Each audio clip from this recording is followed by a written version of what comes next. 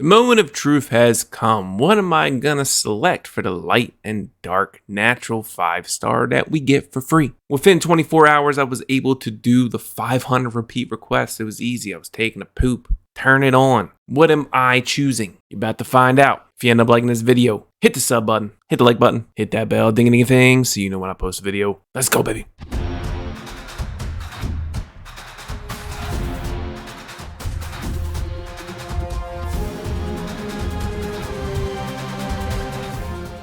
Tip of the day, save your summons. We have the new collab coming out. It has been announced that it's Slayer's Try. This is an old anime. I've only watched one anime in the world, and it was Dragon Ball Z. But with this collab, it kind of makes me want to watch it. It's an older collab. Some people were expecting other things. But the one thing we do know is save your summons. This will not be like the One Punch Man collab. They made it very clear. The One Punch collab really hurt the game. It's a little bit comp to Wes's fault, but it's really the license of the One Punch Man that really screwed us because of the legality of it all and the separate summons we had to get. But this collab, you're going to be able to use regular mystical scrolls on the banners. Legendary scrolls and transcendent scrolls, you're not going to be able to summon them on, but you will be able to put them in Altar's Blessing. So what you're going to want to do is get at least one of each of the collab monsters, because you'll be able to get all of the Light and Dark Nat 5 collab monsters in the future. You will need to max awaken these new monsters and max affinity these new monsters. And then you will unlock the light and dark versions of them. Use Altar's Blessing to max them out to awaken 15.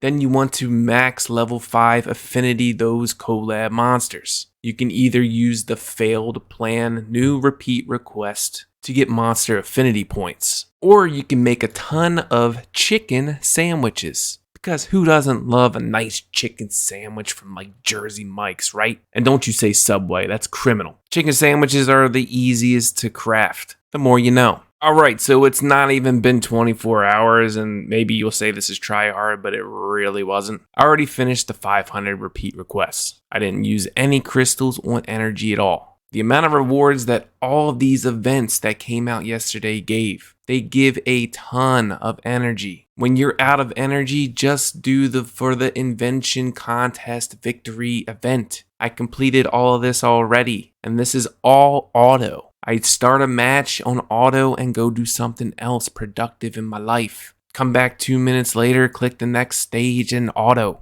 The only floor I did manually was the very last floor of Dungeon 5. Because unless you put in the right team comp, you're going to stand in red stuff and just get blown up. So who am I picking? I've already made the decision. I'm going to tell you why personally I'm not picking these other ones. Of course, Eleanor is like everyone's #1 pick, and I understand why. She's amazing. PvE mainly, but also PvP too. But I personally am not using her, because I have the poor man's version Eleanor of Water Fairy Queen Celestia. I have her plus 15 artifact. Yes, Celestia does not decrease the summoner's cooldown, but as a Heath, for me to use the right team comps the majority of the time, to make a best team comp, I need a little bit more sustain, and that's what Celestia brings. Also, her first skill is better than Eleanor's, so when you are on Soul Link and you haven't used the first skill in a while, you can switch to a different monster. And Celestia will use her first skill, and then I switch back to Celestia and then use her second skill in Soul Link again. If you don't know what the Soul Link manipulation is, I can tell you in the comments, just ask. Now there's Light Monkey King, and there's Lynette. These two are pretty similar. They both strip buffs, however, Lynette does a full strip.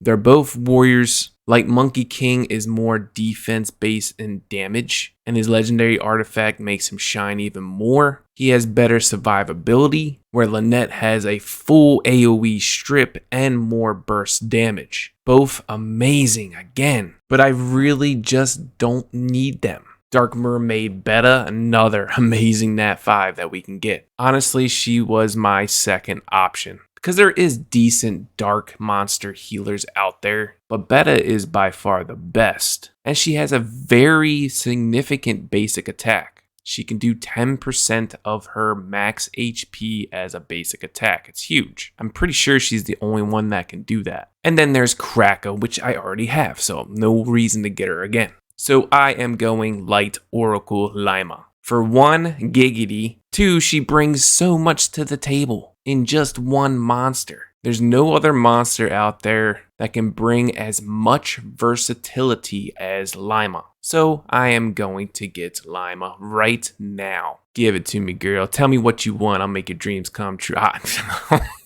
She's speaking my language. Lima, baby, let's go. So how are we gonna build Lima? She has an AoE stripped based off of attack and her max HP. But she's a support, she's not gonna be doing too much damage. So we're gonna build her with HP for sure. It's a strip, so we're gonna need some accuracy. Her second skill, which is huge, cleanses 2 harmful effects, invincibility, immunity. Level 2, heal over time if your allies are below 30%. So no stats needed here. So HP, accuracy, defense, and you just might as well go evasion and resistance. Pesky assassins. So right now I built my Lima on the runes that I am able to give her currently. Energy, guard, and shield. This is an awakened 9 Lima, okay? 92,000 health, 4,400 defense. 66 accuracy, 66 res, 66 evasion. Wow, what's the odds of that? These are leftover runes from other monsters, my lower monsters anyway, until I get a better set for her. But I don't have a lot of enchants or effects literally on any of these runes except for one. How I set up my filter for runes, I kind of just did main property of ore and defense and HP percent. And then for substats, I did and